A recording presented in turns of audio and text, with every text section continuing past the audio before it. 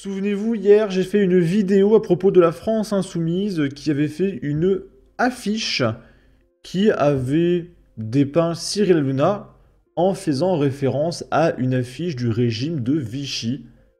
Donc une affiche qui était complètement antisémite et anti-juive. Voilà l'affiche en question, je vous remettrai le lien de la précédente vidéo. Et donc l'affiche de Cyril Hanouna fait complètement référence à l'affiche de 1940. On peut voir qu'il y a le même trait de visage, le même code couleur en jaune. C'est terrible. C'est vraiment terrible d'avoir fait ça. Et il y a Cyril Hanouna qui a réagi, du coup. Et il va poursuivre la France Insoumise en justice. Son avocat dit qu'il a de très grandes chances de gagner parce que là, ce qui a été fait, c'est carrément ultra insultant. C'est impossible de perdre le procès. Et il y a eu un débat sur TPMP qui est plutôt long. La vidéo sera sûrement très longue. Et il y a du Gilles Verdez qui va réagir, du Thomas Guenolé. Je vous laisse imaginer vers quoi on va se diriger. Mais il y a aussi des macronistes qui sont allés sur le plateau de TPMP. Et il y a aussi Jordan, je sais plus qui. C'est un mec de C8 qui cherchait un emploi parce que suite à l'extinction de C8, à cause de la tyrannie de l'Arcom, il expliquait qu'il allait retourner au chômage, etc., que c'était triste. Et bien justement, il est sur le plateau de TPMP. Donc ça fait plaisir. On va faire une action en justice, bien entendu. On a énormément de chances de gagner, comme l'a dit mon avocat. Donc j'espère qu'ils feront des excuses et qu'ils voilà, et je donnerai ça, bien entendu, à une association. Voilà ce que je gagnerai voilà, après ce procès. D'ailleurs, parce qu'on a vu que pour Daniel Obono, ça avait été très très lourd. Donc on va voir également comment ça va se passer. Deux, la France Insoumise. Sachez-le, moi, je n'ai pas peur de la France Insoumise. Ils vont pas m'intimider. Moi, personne m'intimide. Donc c'est pas les Dologu, les Boyards, l'autre, là, Raphaël, Arnaud, qui vont m'intimider. Franchement, des mecs comme ça, j'en ai vu à la douzaine à l'école. Voilà, ils m'ont jamais intimidé, donc ils vont pas m'intimider. Ils ont voulu Ils ont voulu m'éteindre médiatiquement. Ils n'ont pas réussi. Malheureusement, ils ont vu qu'ils ont pris une immense défaite. Ils prennent défaite sur défaite avec moi. À un moment, c'est vrai que quand tu joues avec Nadal et que tu prends défaite sur défaite, toutes les finales de Roland-Garros, à un moment, ça t'énerve. Mais ils ont voulu nous éteindre. Ils ont tout fait pour nous éteindre, pour éteindre la chaîne. Et l'Arcom, d'ailleurs, a une responsabilité, je le dis. L'Arcom a donné raison à la France Insoumise en arrêtant C8. Et je le redis, et je le pense vraiment, il y a beaucoup de gens qui pensent comme moi, et je pense qu'on est d'accord là-dessus. L'Arcom a donné raison à Aurélien Saint-Toul, l'Arcom a donné raison à Louis Boyard en arrêtant C8, et ils se sont fait instrumentaliser par la LFI, l'Arcom, on le sait. Voilà. Et Roch-Olivier Metz, l'ancien président, je ne sais pas comment, ce que va dire le nouveau président qui, pareil, est beaucoup plus, qui est beaucoup plus talentueux, beaucoup plus intègre que Roch-Olivier Metz, qui maintenant est au Conseil constitutionnel. Et après, voilà, il sera, je ne sais pas où ils vont le mettre à la maison du caviar, ou un truc comme ça, ne vous inquiétez pas. Il trouvera un autre boulot, Roch-Olivier Metz, ils vont le placer, voilà, d'institution en institution. Non, juste. Et là, du coup, on peut voir Jordan, comme je vous ai dit. C'est pas, je vais peut-être dire une grosse connerie, c'est pas Jordan Chevalier? Peut-être que je me trompe. Mais voilà, il est en bas à gauche. Juste, c'est extrêmement grave ce qu'a fait encore la France Insoumise. J'ai rien à faire sur cette affiche.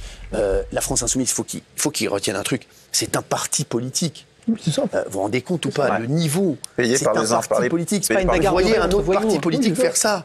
Non mais vous voyez un petit peu. Franchement, c'est catastrophique. Excusez-moi, c'est quand même fou. Excusez-moi de faire ça. Vous vous rendez compte le niveau? À un moment, quand Gilles Verdez dit, moi je dis jamais, je donne jamais de leçons de savoir pour qui il faut voter, pour qui il faut pas voter. Chaque Français voit midi à sa porte et chaque Français a ses problèmes. Moi, je suis juste là pour le divertir et l'informer le soir avec mes équipes.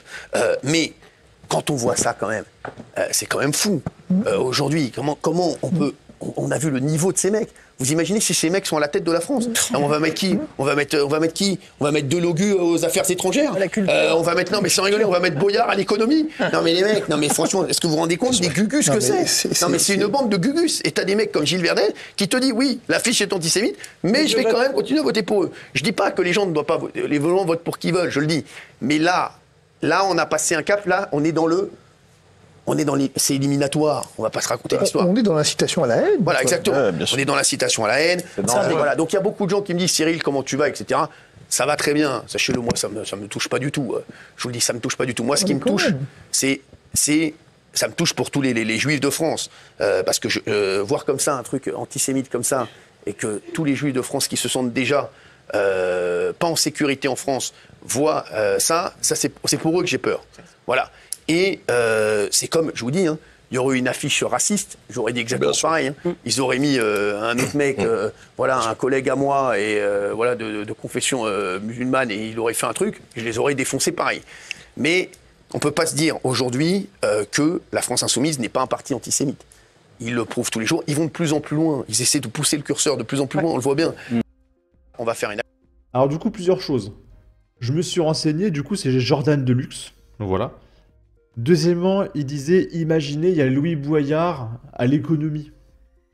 Et vous imaginez ces gens au pouvoir. Louis Boyard ne connaît pas ses lois. Une fois, il a fait une conférence à une université. Il avait dit, oui, vous vous rendez compte, on pourra saisir l'article, je sais pas, 43. Et les étudiants, ils ont dit, non, c'est l'article 41, Louis. Pas 43. Alors, c'était pas 41-43, hein. Et voilà, le mec, il est politicien, il connaît pas ses articles. Ali Douaran, sait pas ce que c'est un chiffre d'affaires.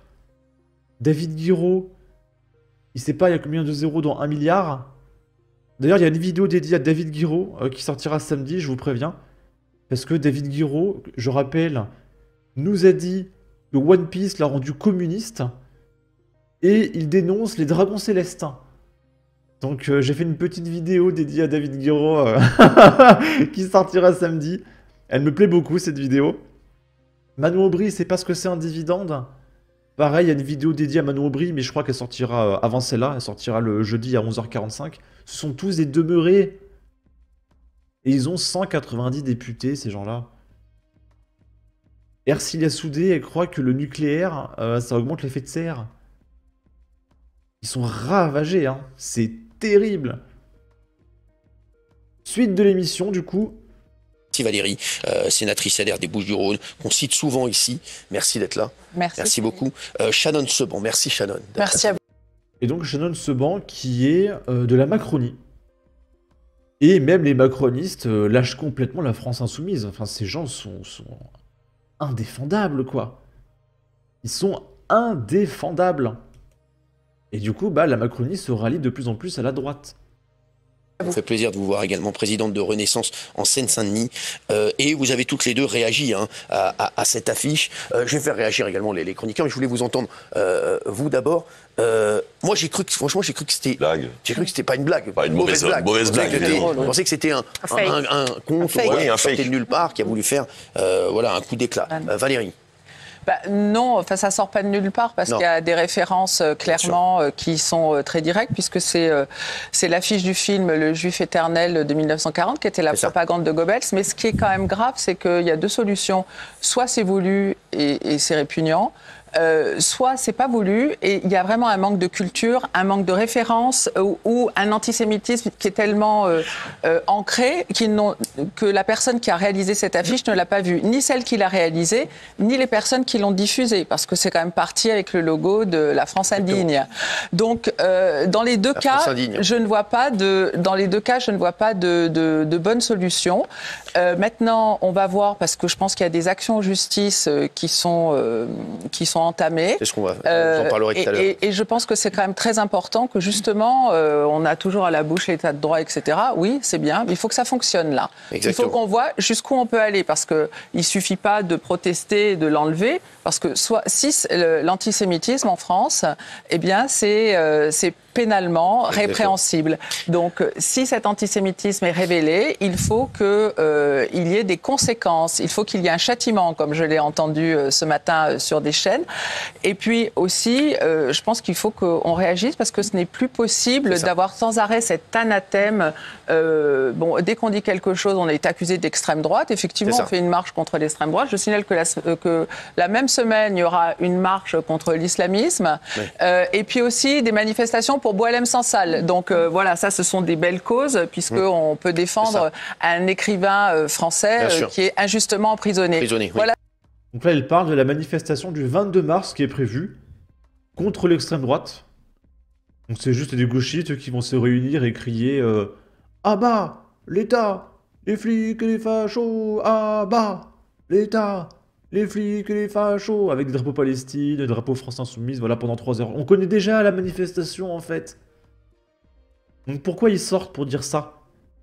Bah c'est pour voir les copains, faire des pique-niques, passer un bon moment, faire des petites vidéos qu'on mettra sur TikTok. C'est juste pour ça. C'est pas une manifestation, c'est un regroupement de demeurés, voilà, tout simplement. Là, ça, c'est des causes qui sont positives. Maintenant, accuser n'importe qui d'extrême droite parce qu'on n'est pas sur la ligne de LFI, c'est insupportable parce que c'est vraiment la négation du débat. Le problème, c'est... Vous savez ce que disait Staline, hein, quand vous voulez arrêter le débat, vous traitez quelqu'un de facho, comme ça, le temps qu'il se justifie, il n'arrive pas à discuter. Exactement, c'est exactement ce qu'ils font. Pas l'existence de vrais fachos. Il a vraiment dit ça, Staline? C'est vraiment un truc de communiste, alors. On est en plein dedans, en fait. Et de la social-démocratie, moi, si je peux et qu'ils se réveilleront. Parce que c'est très grave, ça, qu'on insiste. Et vous n'avez rien à voir là-dedans. Et j'ai rien contre lui aussi. Gabriel Attal, au soir du premier tour, qui incite à voter pour la France Insoumise, pour moi, c'est exactement ce qui se passe là. Exactement. Ce qui se passe là, ils en êtes responsables. Mais il en est responsable, en tout cas, et j'ai rien contre lui. Hein, non, mais il en est responsable. Je me suis présentée face à Mathilde Panot, donc vous connaissez ma ligne. Je sais, exactement, bien sûr, je connais votre ligne. L'ARCOM, en enlevant C8, je vous le dis, a donné raison aussi à la France Insoumise. Oui. Quand Aurélien Saint-Toul vient retweeter cette affiche hier et il se permet de venir nous interroger dans une commission où j'ai perdu 3 heures. Hein. Franchement, j'ai perdu 3 heures à parler avec Aurélien Saint-Toul dans une commission, parce qu'il savait très bien que derrière le rapport, on savait ce que c'est, que c'était déjà... L'ARCOM a donné raison également à la LFI. Donc, je vous le dis, aujourd'hui, la LFI est un parti extrêmement dangereux. On le voit de plus en plus. Aujourd'hui, on peut le dire, et c'est ce que tout le monde a dit dans des tweets, la LFI est clairement un parti antisémite. On ne va pas se raconter d'histoire. Aujourd'hui, on peut le dire. Il n'y a plus de problème à le dire, Valérie. On peut peut-être espérer avoir une condamnation en bonne et due forme de cette affiche écœurante. Parce que, souvenez-vous, Daniel Obono avait été représenté en esclave dans Valeurs Actuelles, et Valeurs Actuelles a été très lourdement condamné. Donc on va voir comment les choses évoluent. Bravo. Mais vous avez entièrement raison sur le fait que aujourd'hui nous sommes dans une situation très compliquée. Vous avez vu que la semaine dernière, avant la marche... Non mais surtout que Daniel Obono, elle fait que de se plaindre. Oui, la condition de la femme, je suis une femme noire, je suis noire, je suis noire, je suis noire, noire. La nana, elle touche 24 000 € par mois. Elle est pétée de thunes. Elle va aux États-Unis et tout, l'inviter sur tous les plateaux TV. Elle est pétée de thunes, c'est une turbo-bourgeoise intercosmique. Et toutes ces apparitions, c'est pour se plaindre que la vie c'est difficile, que je suis noir, je suis noir, je suis noir. Mais c'est insupportable. Hein. C'est la LFiste la plus insupportable. Rima Hassan, c'est la dame la plus dangereuse. Raphaël Arnaud, c'est l'homme le plus dangereux. Rokhaya Diallo, c'est la dame la plus insupportable. Louis Boyard, c'est le mec le plus insupportable. Delogu, c'est l'homme le plus stupide. Ercilia Soudé, c'est la dame la plus stupide. c'est quelque chose, la France Insoumise. Hein. C'est spécial. Hein. Marche du 8 mars, le ministre de l'Intérieur, Bruno Retailleau, avait demandé à Laurent Nunez, le préfet de police de Paris, de faire en sorte qu'une manifestation n'ait pas lieu. Donc cette manifestation avait été interdite. L'extrême gauche a fait un recours. Cette manifestation, bien évidemment, s'est déroulée, puisque le tribunal administratif de Paris a donné raison au recours. Et qu'est-ce qui s'est passé? Eh bien, ce qui s'est passé, c'est ce qui était prévu. C'est-à-dire qu'on a eu des slogans haineux, on a eu des manifestations de racisme décomplexées, etc., etc. Donc, je pense que ça véhicule un sentiment d'impunité. C'est ce que je dis. Mais quand on a brûlé... Exactement, c'est pas... Voilà, Fabrice Divisio. Pour moi, il y a quand même 2 niveaux de discussion. Vous avez largement... débattu de ce sujet, on est d'accord sur l'antisémitisme. Moi, je voudrais me placer sur un autre terrain qui n'a pas été tout à fait exploré. C'est qu'en fait, c'est un syllogisme. Pour l'extrême gauche, l'extrême droite mérite de mourir. Acte 1. C'est vrai. Pour eux, Cyril Hanouna est le représentant de l'extrême droite, le relais extrême droite. Ah, ils ont mis le relais, en fait, c'est ça. Le relais. Donc, c'est ça. Cyril Hanouna mérite de mourir. Oui. Ça s'appelle un appel à la violence. Et c'est effectivement la prochaine étape, c'est qu'il y a un demeuré qui prend les choses à la lettre et qui vient effectivement attenter à votre vie. C'est d'abord ça. Je veux dire, on est d'accord sur tout le reste, c'est pas ça. Oui. Mais ce que je cherche à dire... Ce qui n'est pas extrême gauche est extrême droite. Voilà, c'est qu'en fait, là, il y a un syllogisme parfait qui est de dire l'extrême droite mérite de mourir, Cyril Hanouna est le relais de l'extrême droite, donc Cyril Hanouna mérite de mourir. C'est ça qui est extrêmement grave. Gilles Verdez, c'est pas la peine de me regarder en faisant... Et maintenant, on va commencer à écouter les réactions de Gilles Verdez et de Thomas Guénolé. À votre avis, écrivez en commentaire, est-ce que Gilles Verdez et Thomas Guénolé vont condamner ou pas? Je pense que vous n'êtes pas prêts. Je vais vous spoiler. Allez, je vais vous spoiler. Gilles Verdez va nous dire que ça ne l'empêchera pas de voter pour la France Insoumise en 2027. C'est le golem ultime. Il n'a pas de personnalité, Gilles Verdez. C'est une marionnette. Quand tu as ce niveau de non-conviction et de non-libre arbitre, il est déjà mort à l'intérieur, Gilles Verdez. On devrait même l'appeler Souleymane Verdez. Hein. Souvenez-vous, il est devenu musulman, Souleymane. Et il a changé de nom. Il s'appelle Souleymane Verdez maintenant. On devrait arrêter de l'appeler Gilles Verdez. Hein. Ce mec n'a aucune pensée, aucune réflexion. C'est un golem. Parce que Thomas Guénolé, à la rigueur, il dit des trucs. Il dit des trucs idiots, certes. Mais il dit des trucs. Gilles Verdez, c'est le golem ultime. Parti antisémite. Ils n'ont pas franchi une limite. Non, mais dites-le, ils n'ont pas franchi une limite là. Si, je le regrette. Non, vous pouvez boucher la tête, c'est non. Ah non, je le regrette, bien sûr, j'ai dit c'est de la honte. C'est un photomontage honteux, c'est totalement antisémite. Donc il faut qu'il s'excuse. Mais ça vous dérange pas trop, mais ça passe quand même. Non, mais si, parce que si, à la limite, j'aurais préféré que vous disiez non, pour moi c'est pas antisémite. Voilà, le mec qui dit c'est antisémite, et je vais voter, je vais continuer à les antisémite, ça passe. Tu veux que je te dise ça va, ouais. Non, ça passe pas. Ça passe. Bah si, c'est que ça passe. Ah non, ça passe pas. Et donc, c'est l'affiche de la honte, ça passe pas. Gilles, ça peut pas passer. Gilles, vous allez continuer à voter LFI. Oui. Mais pourquoi? Oui, il y a des gens qui votent les filles, on a le droit de voter les filles. Mais là, ils n'ont pas franchi la limite. Si. Excuse-moi, attendez, Valérie. Excusez-moi, monsieur, c'est là qu'on marche un petit peu sur la tête. Soit on considère que c'est antisémite, et c'est à ce moment-là... Éliminatoire. C'est condamnable par la loi, parce qu'on est quand même en France, ça fait partie de l'état de droit, là, pour une fois, on peut le sortir à bon escient. Soit ça ne l'est... Et à ce moment-là, on ne peut pas se mettre hors la loi. Enfin, je suis désolée. Non, mais c'est une question d'éthique. Et puis comment vous dire? Moi, je vais voter pour un parti ouvertement raciste et antisémite. Vous dites que eux-mêmes l'affiche l'est. J'ai pas dit que le parti l'était. L'affiche l'est. Non, mais monsieur là, on marche sur la tête. C'est incroyable. Oui, c'est pas la LFI qui est antisémite. C'est l'affiche. C'est comme quand c'est les voitures qui écrasent les gens.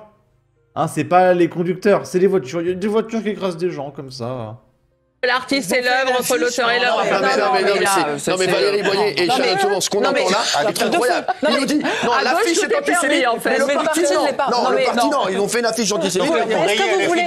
Mais Gilles Verdez, c'est éliminatoire. Enfin, moi, je ne vote pas LFI, donc je ne me sens pas du tout concernée, je les combats. Non, mais Gilles Verdez, c'est devenu fou. Est-ce que vous voulez qu'on fasse ici une liste à la Prévert de l'ensemble des déclarations et de propos antisémites de la part de la France Insoumise? Gilles Verdez est fou. Mais la liste serait beaucoup trop longue, je suis désolée. On supprime une chaîne, on peut supprimer un parti. Non, mais moi, c'est un parti qui est anti-républicain. Moi, je me permets juste une incise. Il y a tout de même eu à l'Assemblée nationale, vous me permettrez ici de le préciser, une proposition de la part de la France Insoumise pour abroger le délit d'apologie du terrorisme. Bien sûr, exactement, oui. Quel rapport antisémite? Non, mais si, stop. Je termine. Elle a tout à fait raison. Je me permets de terminer. Il crache à la figure des Français et des victimes du terrorisme dans notre pays. La complaisance, par ailleurs, de ce parti politique avec des organisations terroristes que je ne saurais citer, ça prouve quelque chose. C'est un parti qui, pour des questions électorales, flirte avec l'antisémitisme. C'est absolument abject. Et que vous puissiez soutenir ce parti politique malgré cette affiche, je trouve ça choquant. Pardon, excusez-moi. Quel lapsus. Vous demandez, M. Guénolé, quel est le rapport entre l'antisémitisme... Vous avez dit M. Mera, madame. Oui, pardon. Justement, ça m'a échappé. Excusez-moi. J'aimerais des excuses, s'il vous plaît. Oui, je m'excuse parce que je me suis trompée. Parce que justement, je pensais... Vous l'avez appelé comment? M. Mera est un... Vous voyez qui pensez, Mohamed Merah? Oui, je pensais justement parce que ça va faire 10 ans, Toulouse. Oui.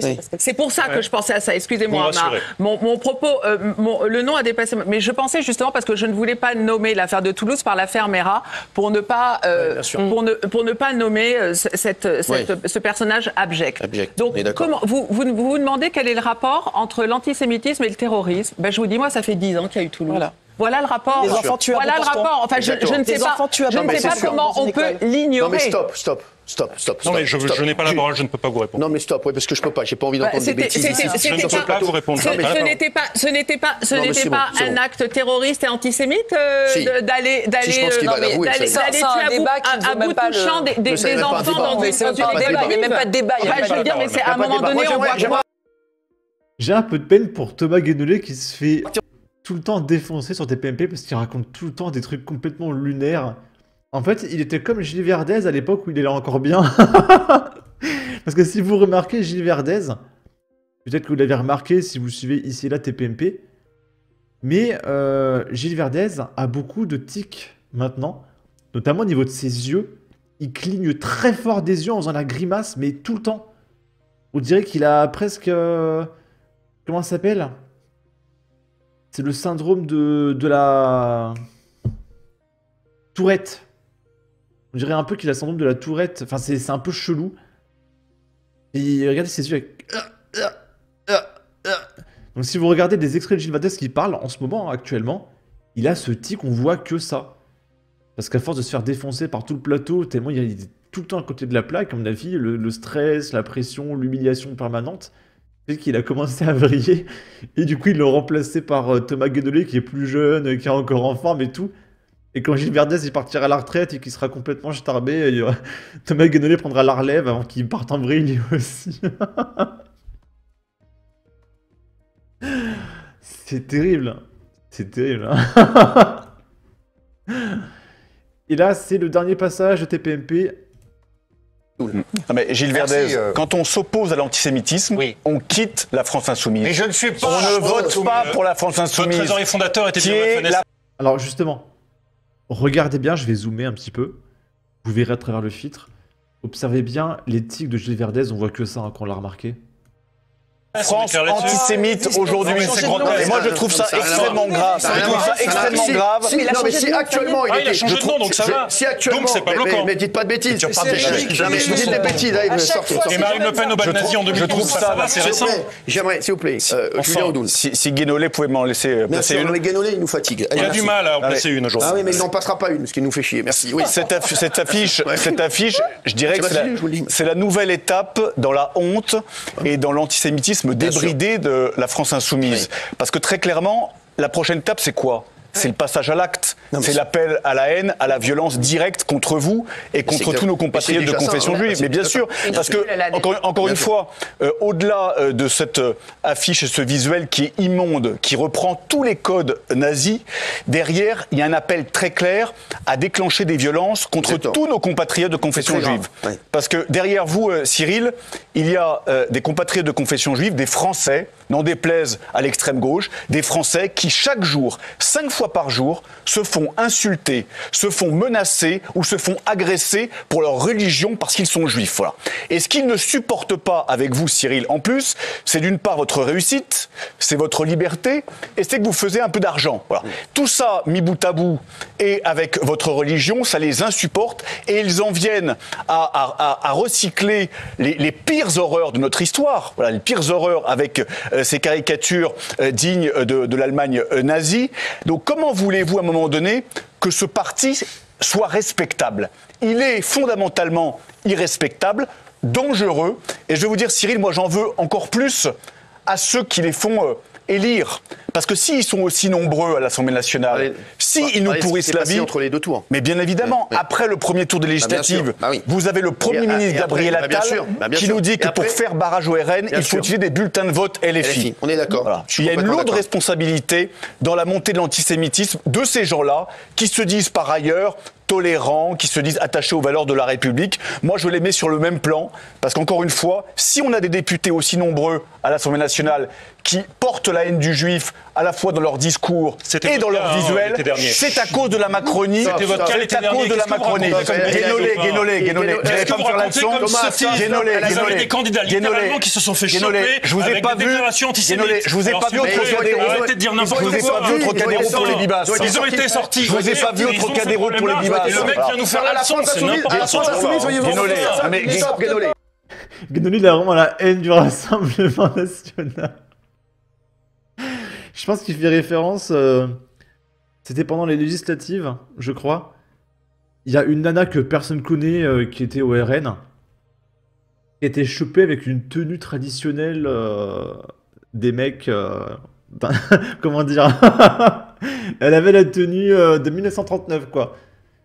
C'était complètement lunaire. Et elle s'est fait virer du Rassemblement National, d'ailleurs, suite à ça. On sait pas trop ce qui s'est passé. Mais elle s'est fait virer, quoi. Alors que la LFI, ils font ça, et ils restent au pouvoir, et ils continuent, tu vois. Alors qu'au RN, quand il y a eu ça, non, c'est... allez, dégage, directement. Parce qu'ils partagent pas ces idées-là. Et à la France Insoumise, ils ont sorti personne. Mais enfin, son vice-président fondateur était à la ministre de Vichy, vous vous rendez compte? Vous vous rendez compte, il y a 95 ans, il y a Jean-Marie Le Pen.